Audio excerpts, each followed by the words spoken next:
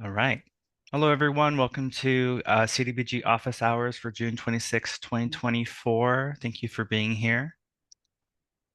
Today we have our section chief, Mamie Early, our program manager, Susan Holt, our specialists, Crystal White, Michael Phillips, Shannon Burge, and Jeannie Lee, as well as myself. And yeah, let's get started. So a little bit of housekeeping. If you there's a Q&A bubble on the option, so you can click that to submit a question to the team. You can ask us questions anonymously, but if you want your name, organization, or region associated with your question, you will need to type it in the name box.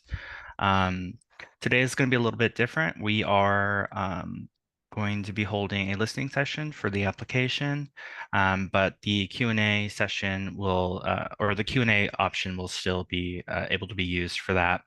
And before we begin, I'm just going to hand it off to Mamie for an Thank announcement. you, Tanner. And good morning, everyone. I just wanted to just make an announcement, as you heard from what Tanner said, that we have two new specialists on board. So you're familiar with them. So Shannon Burge, she has come on board. She's been with us for a while, but I'm excited that she's currently our specialist. And then we have Jeannie Lee. She comes with a lot of expertise. So she's on board with us to join Tanner and Crystal. And then Michael, he has promoted to a specialist too. So he is heavily engrossed in helping Felicity and Janice out, but he's here to still support us. So thank you, Michael. Thank you, Mamie. Congrats, everyone. All right, let's get into the presentation or the office hours. So first off, did you know, pursuant to California Government Code 40601 and 40602, the mayor or mayor pro tempore must be the authorized signer unless there is a local ordinance or municipal code stating otherwise. So that would apply for cities or towns or yeah. Next up, we have what's new. So some exciting news. We have the 2016-2020 American Community Survey data available, and it will be effective as of August 1st, 2024. And so from that point on, we need to use that data to qualify low mod area projects. So yeah, check that out. You might be surprised with the new data, hopefully in a good way. But all the 2023 applications will still use the older data. All right, questions and answers from last office hours. Is there an ETA for the 2023 standard agreements? There's no set ETA. We are working to get everyone into standard agreements as quickly as possible to minimize overlap with our other NOFAs. Your jurisdiction was provided a conditional award letter. Reach out to the staff identified in the letter. Will we need to submit photos of public meeting postings in addition to the affidavit? Or will the affidavit signed by the authorized rep or clerk without the physical evidence suffice? So we do need photos of the public meeting postings as well as the signed affidavit. If you need additional clarification, you can reach out to your representative for public participation requirements and options as there are resources. We are updating the affidavit to make it easier to complete. For the 2024 NOFA, are we allowed to purchase real property? So CDBG does allow the acquisition of real property, but it's dependent upon the end use. So we recommend that you reach out to your CDBG representative to discuss the potential project. Will there be a public hearing notice template with required language provided? It seems there have been some new requirements recently. There is a public notice hearing template on our website. If you need help navigating to that, please reach out to your CDBG representative, and we have it available in English and Spanish. What are the SAM requirements for recipients of the business loan program? Does the business need SAM registration for the duration of the loan grant term? SAM.gov must be maintained throughout the life of the grant. It must be updated and current for any reimbursement request. The department will be checked prior to reimbursement being made. Feel free to reach out to your program representative for more information. All right, so now I'll give it up to Crystal for the 2023 application listening session. Good morning, grantees. So we've stepped into the portion, which is the 2023 application listening session. What we're interested in is it's an open forum on all questions and comments related to the application process. We want to know what worked well. What were some of the challenges? So were there any thoughts on our proposed changes or any other feedback that you may have on the application process? What were the steps that caused you to pause? And what were some of the challenges? If you all could start inputting your questions or comments into the Q&A, we greatly appreciate it. And so I'll open this up to the group to question and comment.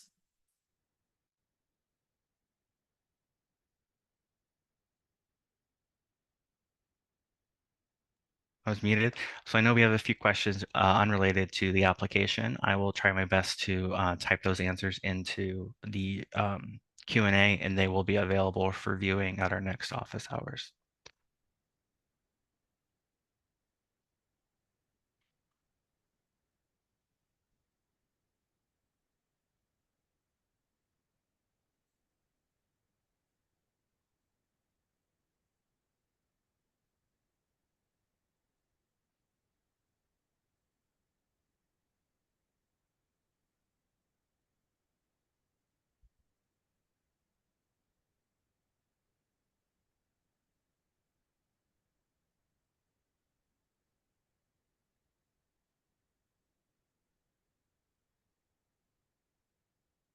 So the forum is open for anyone who would like to discuss the application process that we've just gone through with 2023, with 2023A.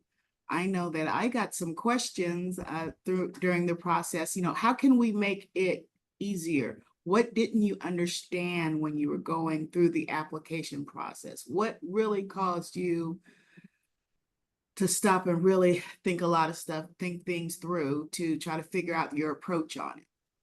We're very interested in getting your feedback.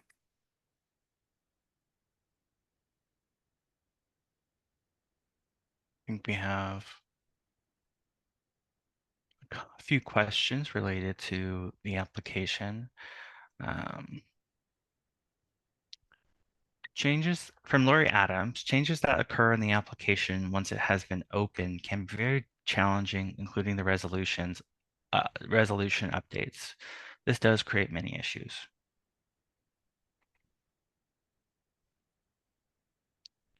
Thank you, Lori. We understand we understand the impact on some of these decisions may have upon the jurisdictions and the consultants and the work that you have to go through to update the information. But just to advise you and let you know, we only do it if we really have to. If there were changes that we were required to make and they may have passed the deadline of us getting the NOFA out in the application process starting. So, but we do understanding that it causes a bit of heartburn out there when we make changes to the application and you have to go back and make updates.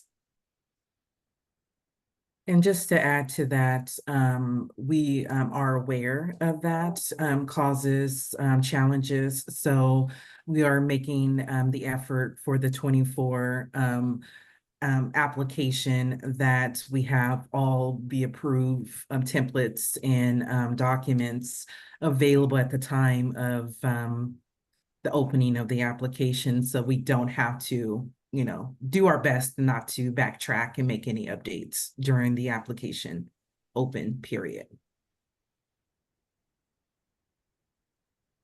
But sometimes if there's any changes from upper management, That's kind of out of our control of what is required for us to make the changes, but we try to do our best to communicate that information to you of why we're making the change. Sometimes it's kind of out of our control due to some last minute updates that we are not aware of until the last minute. So. Thanks, Mimi. We have another question or another comment from anonymous attendee. It would have been helpful to be able to get into the system ahead of time to input the information before the portal opened. Also, the opening date was stated, but not the time. I came in at 12 a.m. to find out that it didn't open until 9 a.m. Thank you for that comment. We will make sure that we will include the time on information, Mamie. I know we include the time on the deadline, but please just assume that it will be 9 a.m. when you can access the portal. Sorry that you came in at midnight. You were trying to be the first, one of the first few in. I understand the competitive edge that you were looking for. But we're going to assume that it's going to be 9 a.m. just so we can start off on a common ground between everyone. And that's the reason why we allow everyone to read the NOFA for 30 days prior to the application dropping so that everyone can start from the same point and begin at this and can begin the application at the same point as well. Anything else? Yeah, and just to, unfortunately, we cannot open the application ahead of time because this is a competitive process, especially on the over-the-counter wait list. It is first come, first serve. So to have the application open during that NOFA review period doesn't give that fairness across the board. So we open it on the same day at the same, for everyone at the same time. But we do give you lots of opportunity. We will be holding an application webinar, which is going to be live, which Jeannie Lee, she will be spearheading that particular webinar, which will walk you through what the application looks like. And Jeannie, you can correct me if I'm wrong. We normally do provide the questions in the file tab of the solicitation, so you'll know what questions are going to be asked to help you prepare. And then we have other webinars that we're gonna not do live, but they're going to be pre-recorded. That's going to be available to you during the review period before the application opens to be able to help you prepare and be ready to submit that application and be competitive on that and submit a good application. Thank you, Mamie. Mm-hmm. This comment comes from Janet Reese. 2023 application feedback. Please let us start working through the portal ahead of time. Oh, so we just addressed this. It would be nice to be able to work on it and then come back to it and review and confirm everything's saved in the fields as intended. Thank you for your feedback, Janice. Or Janet, excuse me.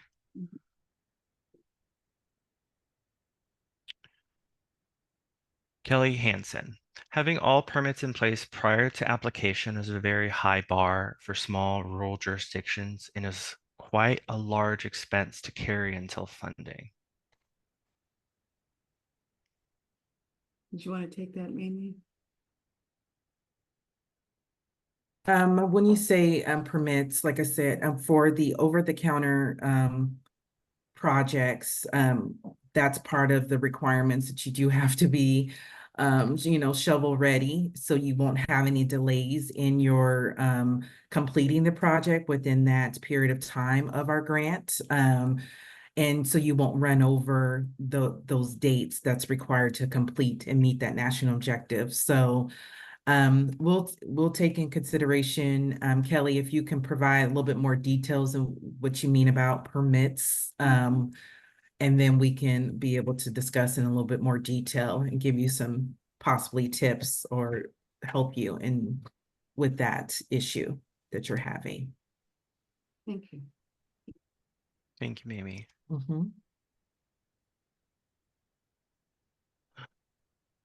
From Brandy Caparasso.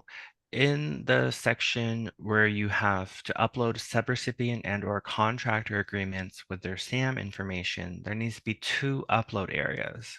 Once a contract is signed electronically, no other information can be attached to the PDF. Um, Thank you for that feedback, Brandy. I imagine that, yes, would be difficult. Right.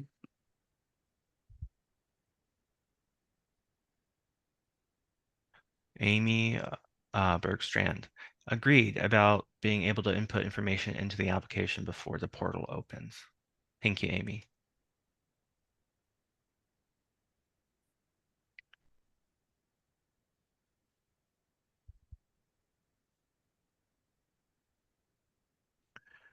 This next one is from Lori Adams again.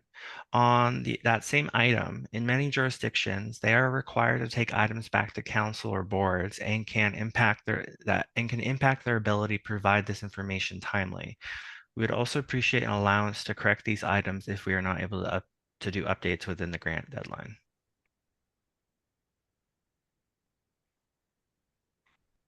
Thank you, Lori. We will take that into consideration. However, we do need your council or your boards to adopt a resolution, include with appropriate information by the application deadline. If there are changes that we are asking you to make in that, you could get additional time that we would provide you. Thank you, Crystal.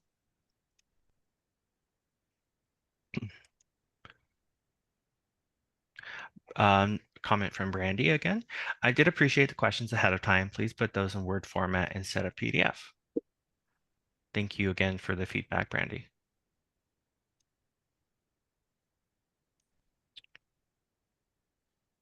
From Kelly Hansen, it would be helpful to have examples of basic program types to use as reference, code enforcement, micro enterprise assistance, housing rehab, etc., to help develop successful programs as small jurisdictions have difficulty designing programs to meet HCD standards, or examples of past successful applications to use as reference.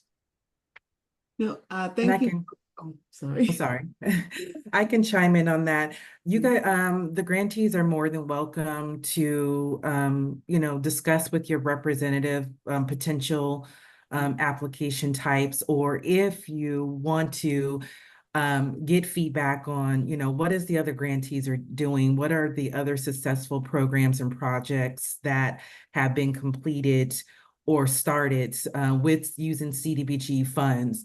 So we are very willing and able to be able to have those deep dive discussions on a one-on-one basis. If you want to set up a 30 or 45-minute call to discuss, hey, this is what I'm thinking, this is the need in my community, how does this fit in meeting CDBG compliance? So all the reps, you need the specialists on the calls and the reps that's currently on this call, we have had these conversations before. So most definitely utilize the resources that you have, which is us, to be able to help you navigate through some of the difficult compliance. And I don't know if this will, meet the need conversations and ask. Thank you, Mamie. Mm-hmm.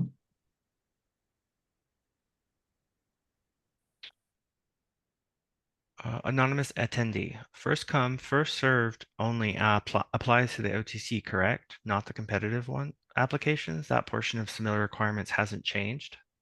Correct. So this 24 NOFA, we will have competitive and over the counter. So over the counter is first come, first serve. And then for the public services and planning is the competitive scoring and ranking. Thank you, Mamie. Mhm. A comment from Janet Reese. In lieu of letting us start entering data earlier, then the application fields questions document that was distributed earlier to help us prepare should actually reflect what we saw in the portal. Thank you, Janet, for that feedback. Yeah, thank you. Anonymous attendee. Agree with Janet. The questions provided should reflect exactly what's in the portal to help us move over our answers, including required attachments for each section. Thank you, anonymous attendee.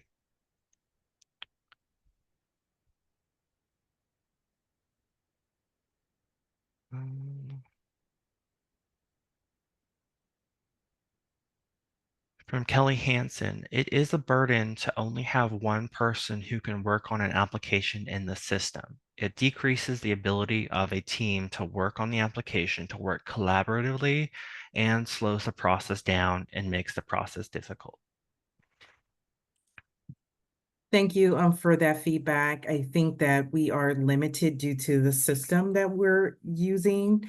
Because I know that we looked into those particular options, but most definitely we'll take the feedback, especially with our new development of our new system for hopefully 2025. So we'll take the feedback, but I think that we are limited on the flexibility in eCivis to make multiple in the initiation of the application. Thank you, Mamie. Lori Adams agrees. Yes, I support more upload areas. Noted. Thank you, Lori. That's on our radar to have more uploads.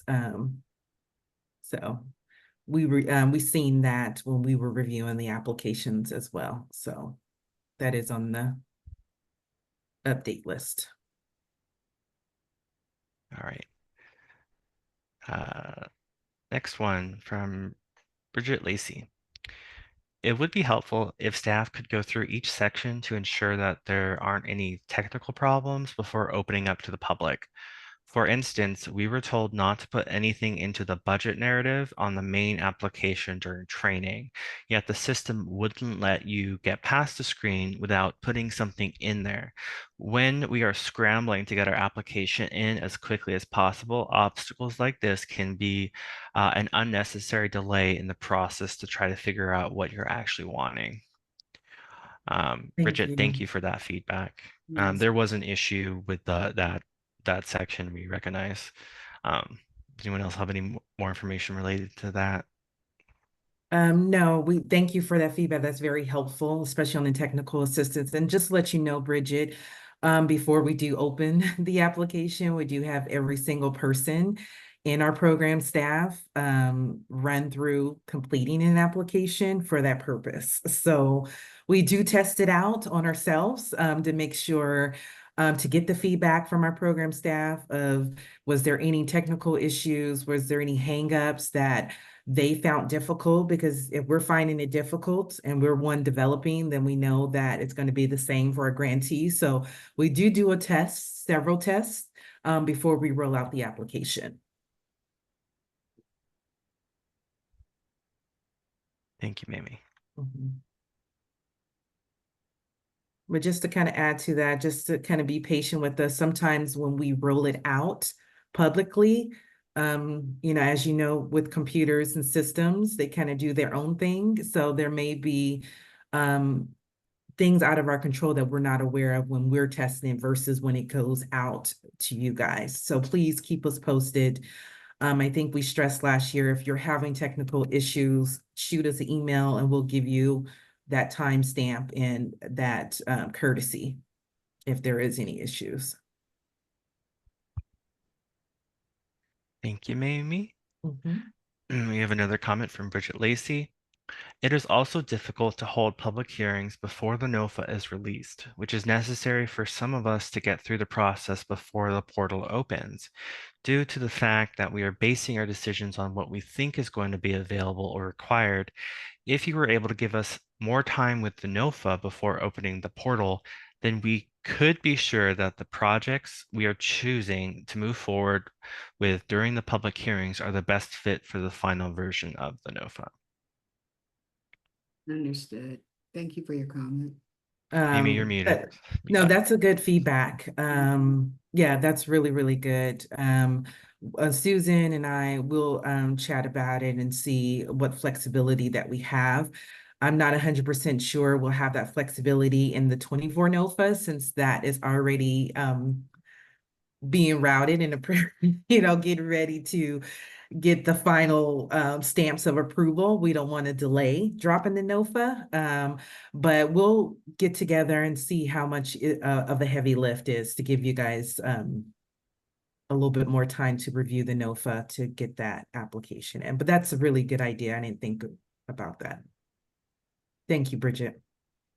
And just in the case of this 2024 NOFA, I'm not sure if it's always like this, maybe, but we did publish the 24-25 annual action plan, which lists the all the acceptable application types. So you would have that as a resource this time around. Thank you, Tanner, for the reminder. Yes. All right, thank you, Bridget. Lacey Peterson agreed with Janet and anonymous regarding release of questions / required attachments that match the application ahead of time. Thank you, Lacey.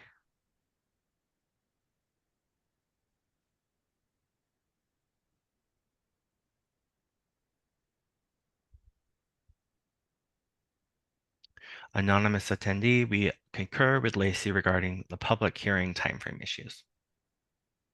Thank you, anonymous attendee.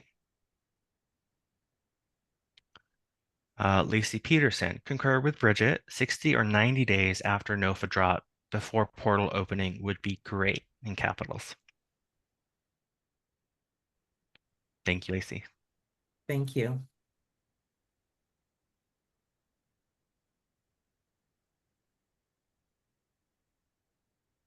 All right, I'm just going to, I know we have a lot of questions on not directly related to feedback from the last application, but I wanted to make sure we address everything about the application prior to moving on to any of those questions. And I know there was a question about what system that we're using for the 24 NOFA. We are using eCivis.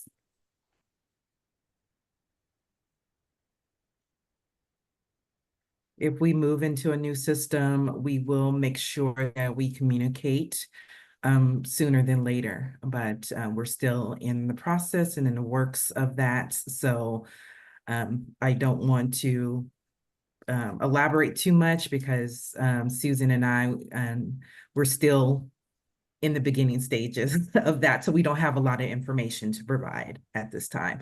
But for 24, the application will be in eCivis, the same format as we had it for the 23 NOFA.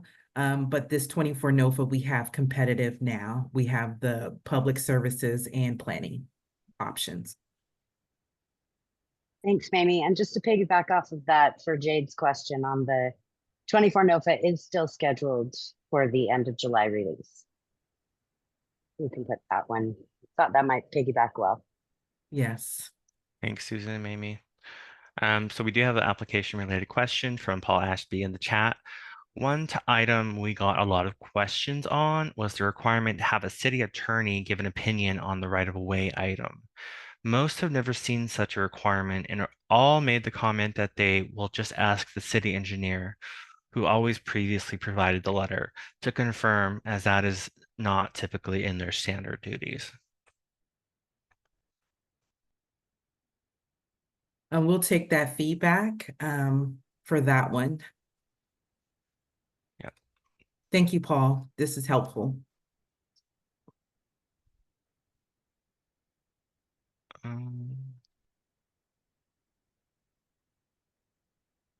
Kelly Hansen comments, I agree, having more time to hold public hearings would be helpful. Thank you, Kelly.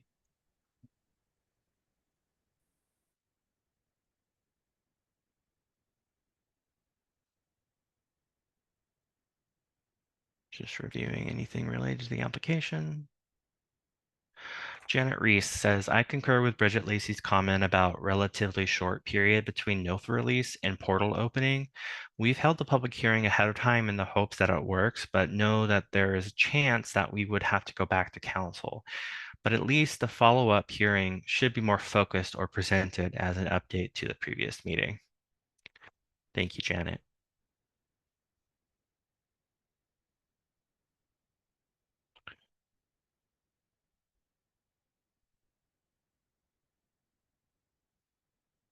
All right. Are there any additional questions related to the 2023 application listening session? Yeah, it looks like Jeff Lucas have one regarding the 24 application webinar. We will know, we'll have more specific date for you once we drop the NOFA. Right now, with the NOFA not being public just yet, or final approved, I should say, it's hard for us to schedule a date without knowing exactly when we can drop it. But right now is in its final stages. So we're just a waiting game right now for the director and upper management approval. Thank you, Mamie. Mhm.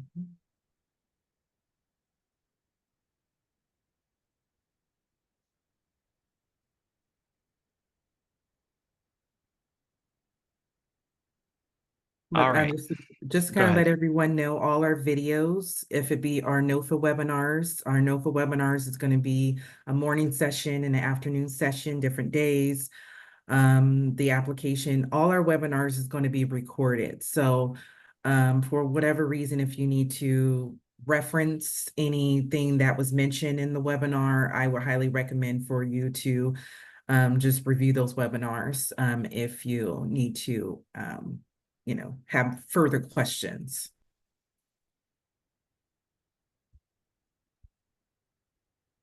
All right.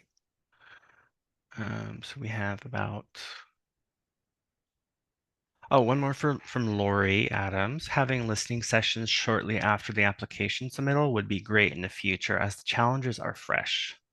I've forgotten some of the concerns now. I suppose that is good.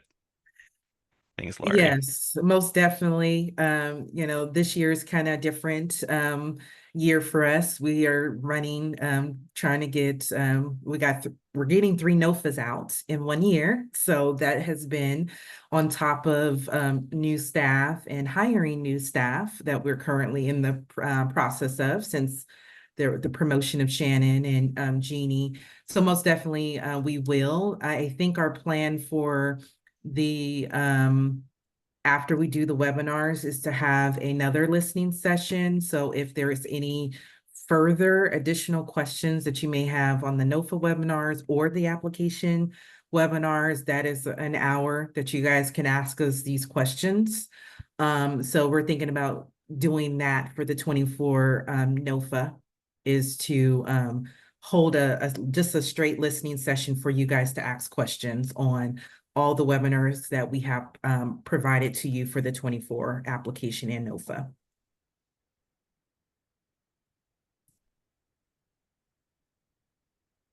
Thank you, Mamie. Yeah, we can start going over other questions we have. We have 19 open right now. We have about, let's see, 25 minutes left. Can't do math today. Okay. From Kristen Lackey, is it allowable for a household participating in an owner-occupied rehab program to use their home as a vacation rental? Kristen, I would need more information about that to kind of make a determination. Please reach out to me and we can work on that together.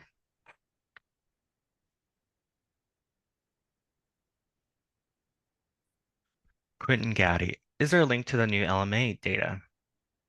There is. I believe Brandy was trying to provide that in the Q&A. I'm not sure if attendees can see that or not.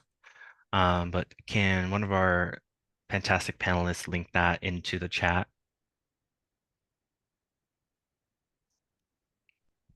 Thank you. Louise Collis. In reference to the requirement of a mayor to be the authorized signer, are you saying that a resolution designating another person is no longer sufficient? Susan? Sure, I can take that one. Thank you for your question. That is correct. It actually has always been the case, but we just have a system now for tracking and monitoring on that. So there is a code that requires that for cities, the mayor must be the authorized signer unless there is a ordinance or municipal code that states otherwise and authorizes someone else.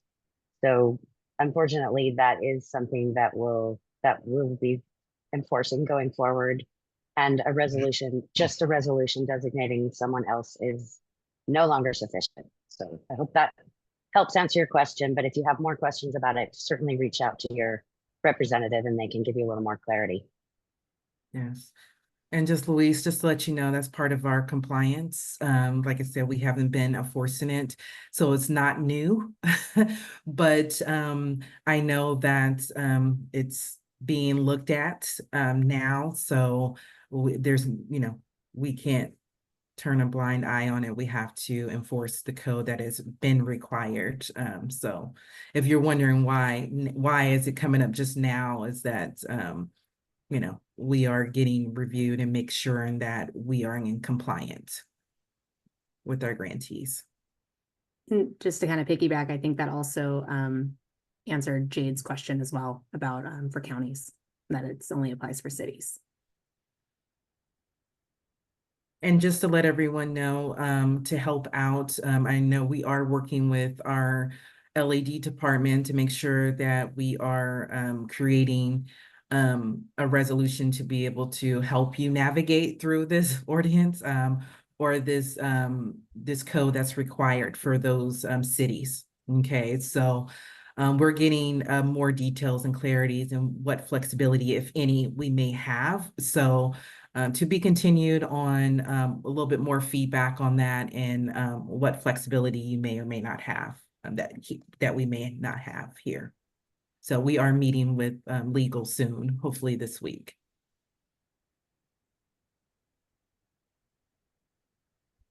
Thank you, Mamie. Keo Yang, when it comes to the resolutions for the application, can there be a city reso and the state reso? So I am assuming that you're referring to something that satisfies the state resolution requirement and it also satisfies the city's resolution requirement. Yes, you can do both, but the state resolution has to be fully adopted and complete and submitted with the application to be considered. But the city is free to also adopt a reso in their local format. Thank you.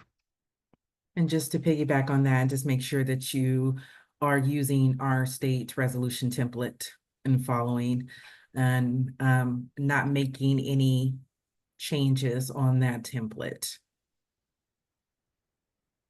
Yeah, thank you. Jennifer Warren, do we know when the CDBG CV2 and 3 remaining funds awardees will be announced? We received a notice that the applications had been received June 5th, and it would take 3 for review. Is that review period the submission of April 15th or June 5th? Michael? Hi, Jennifer. Yeah, so our grant administrators from ICF should have reached out to you with an update on your request.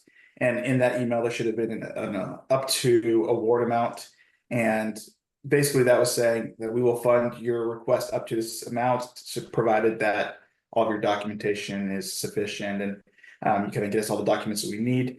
As far as kind of timeline for review, we set the methodology of the kind of process of how we would be processing these and which order. And so it went like, I think tribal, then all of our home key grant requests. And then I think if I remember, County of Glen, CV2-3, I think those are unfortunately like the last to be processed. So we are processing, we've gone through quite a few of them. So I'm thinking County of Glen will be coming up soon. And then once that review starts, it'll be about 3 weeks when that review starts. So hopefully in the next couple of weeks, you'll hear from ICF on that. Thank you, Michael. From Lori Adams, we have, I have heard you are requiring all contracts to be in place for competitive applications. rather than allowing drafts as previously allowed for full points. Is this accurate? In some cases, agencies are not allowed to enter into contracts without a funding agreement due to legal issues.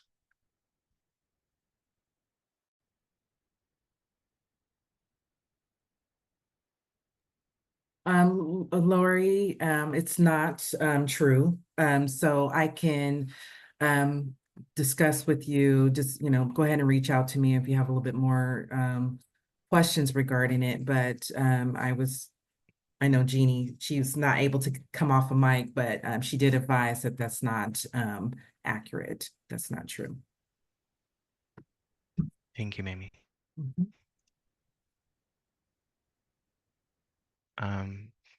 Brandy, provide you like some information to the new LMISD data. Thank you. It's true the map is not up yet. It is probably currently being updated by HUD. But the raw data, or not raw data, but the collected data is available in Excel format, and it will list by city, jurisdiction, and block groups. If you also download that, this percentage of LMI persons in a certain geography. So that'll have to do for now. Thank you.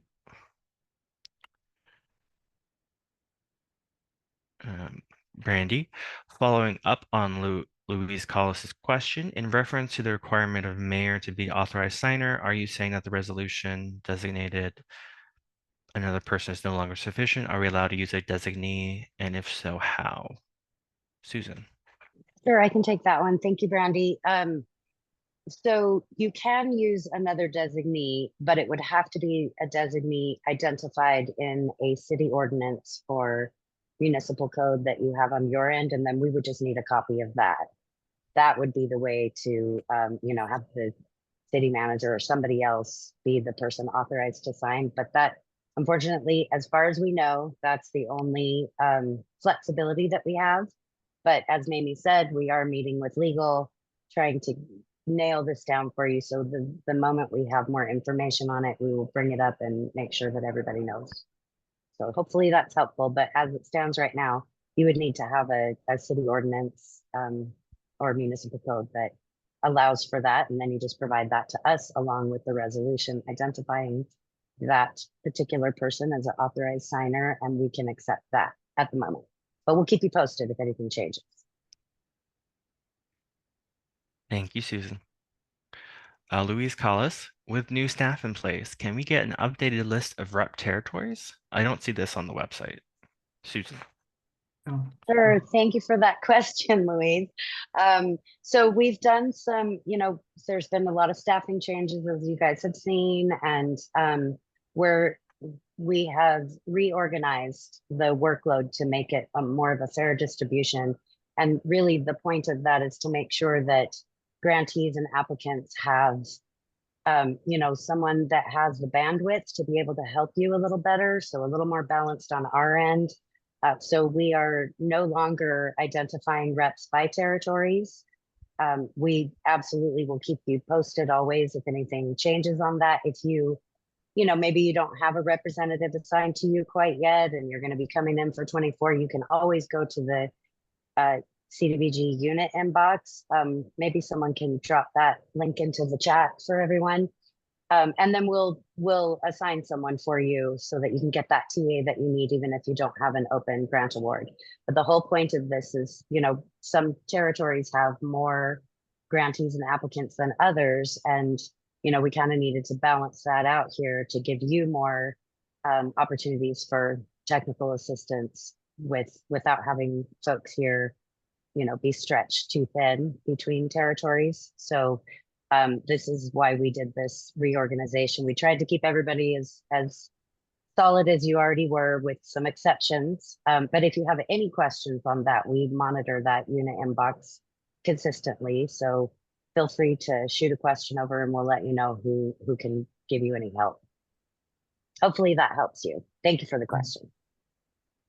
So yeah, so just to piggyback on that, so we plan on taking the map completely off our website and just having anyone who's inquiring for assistance or their representative to be directed directly to the CDBG inbox for you. So since we changed things around, it didn't make sense to have a map up because we're not doing it by territories. As Susan stated, some territories are more active than others. So to be fair and equitable across all of our program staff, we're coming up with a better way to make it fair. So thank you. Thank you both. Brandy, in resubmitting an application budget during the conditional award, the narrative cannot be updated. I think that's an issue that we did identify already. Anyone else have any information about that? I would just add, Brandy, when you're doing the conditional award, and you're doing those corrections, excuse me, you should be working really closely with the person who sent you the conditional award letter. So if you do have, technical difficulties along the way, you're going to want to reach out to them and stay in close contact, and they can get you whatever technical assistance that might be needed to get what you need in by the deadline. So hopefully that helps with going forward. I'm getting a call from another specialist. We also so it can't be updated to blank, but you can also put NA if that works. Sorry, I just wanted to mention that as well. Yeah, good point. Thank you, Tanner. Excuse me. And if a little there's any bit there. technical issues that we cannot resolve, at least we are aware. So when we do get the application back to us for review, we're already aware of the challenges, and we can move forward with the discussion that we have and the understanding of what the issue is, especially if it cannot be fixed. So please communicate to us and let us know. And, we're pretty flexible and be able to work with you through the challenges. Thank you, Mamie. Lacey Peterson, following up on Lori's question. Some cases, agencies are not allowed to enter into contracts. As Mimi stated, that is not true for the upcoming application. Yes, we accept the draft. If you have a completed, one with the caveat pending CDBG award type of thing, that's fine. So it's the scoring, and just to kind of let everyone know that we are working, doing things a little bit different for 2024, since we do have competitive applications, that the scoring and ranking guidelines of how the points are going to be and look like will be dropped in the files tab of the solicitation once we drop the NOFA. So you guys will be aware of what the scoring and ranking looks like during the review period of the NOFA. So we will be having the scoring and rankings available, and what points you will get if you provide certain documents and things like that to kind of better prepare. Thank you, Mamie. Jade Padilla, will draft RFPs be acceptable? Are you requiring consultant contracts where needed?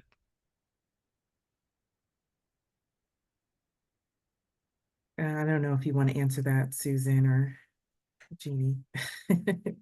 Yeah, I mean, it's as applicable. I would say to watch the NOFA webinar when it comes out, and that you will be walked through, or the application webinar, excuse me, that you will be walked through everything that's going to be required. Some places it may be, some places not, but you'll get more information once we release those webinars. I think I would need a little more information to know which RFPs you're talking about.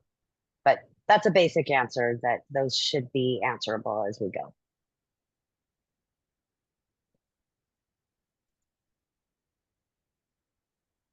Jeff Lucas, do you have a day and time for the 2024 application webinar you referenced earlier? I don't believe we do yet.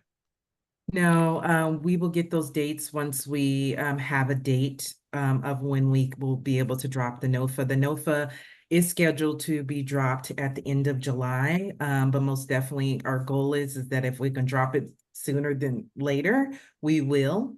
But we have came across a lot of internal new updates that has been a little challenging, but we've been working through. So our goal is to drop it no later than the end of the month of July.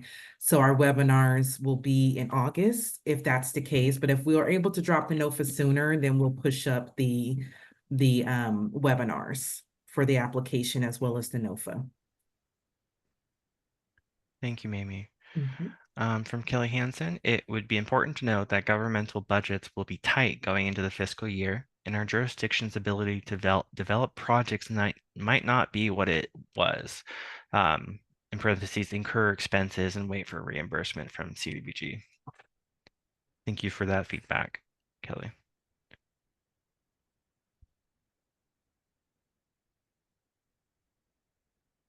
Louise Collis, exactly what needs to be signed by the mayor? The application, NEPA, resolution, other documents? Mike?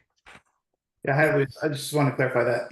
So the crux of the issue is basically that the mayor needs to be like your authorized signer for cities, per government code 40602. However, cities can designate somebody else, like the city manager, via an ordinance. So the city may have already passed an ordinance, so maybe just checking with them. Otherwise, we have been advising to check with your city attorney. Some charter cities are not, 40602 is not applicable to them, so just kind of overall just advice is to check with the city attorney and see kind of if it's okay, if or if they've, sorry, passed an ordinance or something along those lines, if 40602 applies to the city that you're working with. But yeah, otherwise the mayor should be signing anything where the authorized signer should be signing. Yeah. And that does include the Thank you. NEPA. Thank you, Michael. Thanks, Mike. And just to kind of piggyback off of that, I know since this has been a lot of questions that our reps have been getting, I know that a lot of the city is not aware that ordinance has been passed. So I agree with Michael to check with your city attorney because it could have been passed before your time at the city. So and we have came across a grantee who didn't know that they had it, but Crystal, she checked and seen that they did have one. So the first step before you go to the board and go through all that, check with your attorney to see if there's one been passed. Or if it applies, like you said, Michael said, if it applies to your city. All right, thank you, Mamie. From Brandy, the LMISD data does not have data on small jurisdictions. It's for CCD area, which encompasses more the jurisdiction that probably do not meet LMA status. What happens if the LMISD map is not up at NOFA drop? There's a number of jurisdictions that are all LMA and are submitting applications that are banking on the city being LMA. Brandy, when I was poking around that new data, I did find something that listed small jurisdictions only. And so I believe there is a data set that includes all small jurisdictions. So I will find that and I'll send you an email with that. And also we'll link it on the next office hours slides. Thank you.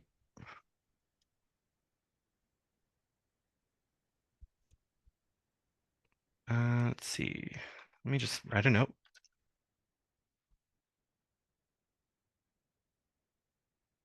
So I don't forget. Will you be allowing income surveys to be part of the planning grant awards from Lori Adams? Mamie. Yes, we will. Right, thank you. From Brandy Caparasso.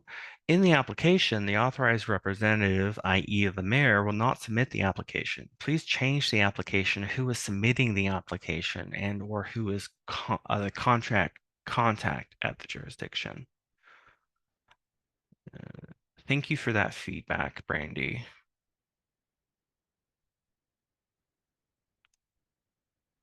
Thank you.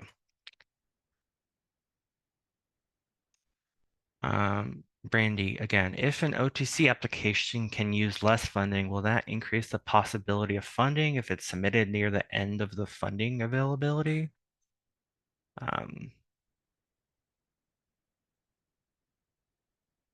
Susan. Okay, I will take a stab at this one. Thank you, Brandy. It's a good question. The amount of funding that you use is not something that we score. It's not something that we take into consideration when we're determining awardees. So it really would not give you any kind of an advantage to request less funding in your application. You should request what you need for your project. That's what I would recommend doing. It's not going to make any difference if you ask for less, that might give you an advantage to getting awarded. So hopefully that answers your question. But you can always reach out to the unit email if you want a little more information on how that works.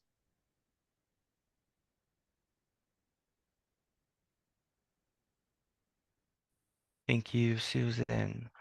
So we have 3 minutes left, so we will be ending at 11. So if we do not get to your question, we will be addressing that in our next office hour slides.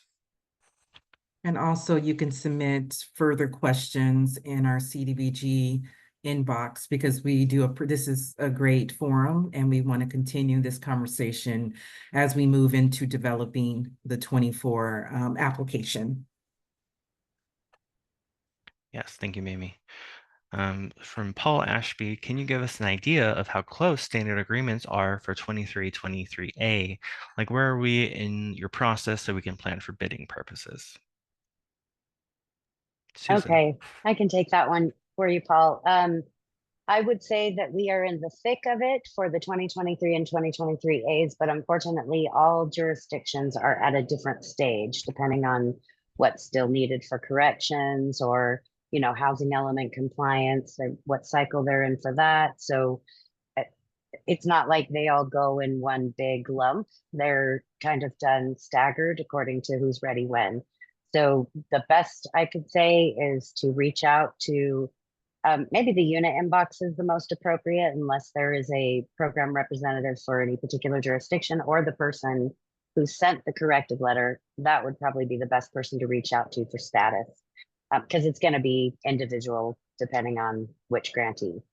So sorry, I can't give you a solid answer across the board, but I would reach out to the person who sent the correction letter to you to get status on that particular award and where it might be in the stage of the process. So unfortunately, that's the best we got, but I hope that helps. Thanks, Paul.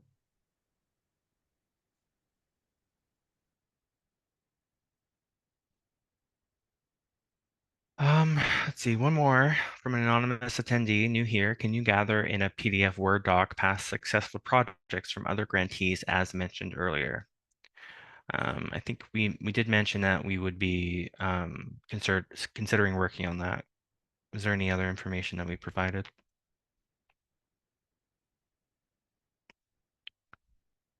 All right.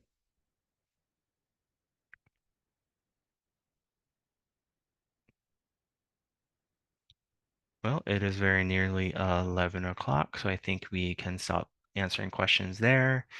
And of course, if you have any urgent questions that you need answered, you can contact our CDBG inbox. Yeah, thank you everyone for attending, giving your feedback. We really, really appreciate it. Thanks, everyone.